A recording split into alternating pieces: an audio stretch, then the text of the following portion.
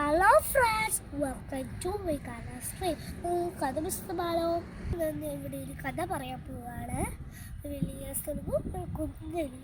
കഥ നിങ്ങൾക്ക് ഇഷ്ടപ്പെട്ടാൽ നിങ്ങൾ ലൈക്ക് ചെയ്യൂ, ഷെയർ ചെയ്യൂ, കമൻറ്റ് ചെയ്യൂ. എൻ്റെ കഥയുടെ പേരാണ് വലിയ സ്വരുക്കും ഒരു കുഞ്ഞലിയും.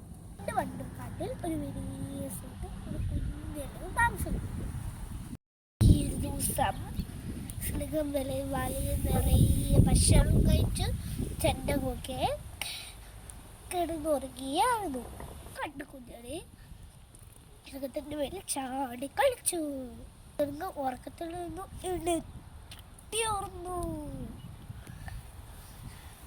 ആരാണ് എൻ്റെ മേൽ ചാടി കളിക്കുന്നത് എന്നൊക്കെ പറഞ്ഞ് ദേഷ്യപ്പെട്ടു.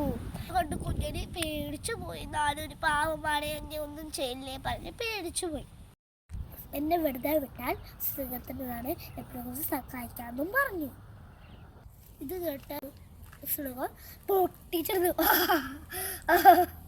നീ ഒരു കുഞ്ഞലയല്ലേ, അങ്ങനെ എന്നെ സഹായിക്കാനാണ്. എങ്കിലും സിംഹത്തിന് ദയ തോന്നി സിംഹം കുഞ്ഞലിനെ വെറുതെ വിട്ടു. അങ്ങനെ ഒരു ദിവസം സിംഹം വേട്ടക്കാരൻ്റെ വലയിൽ കുടുങ്ങി. ആർത്ത് കുറഞ്ഞു.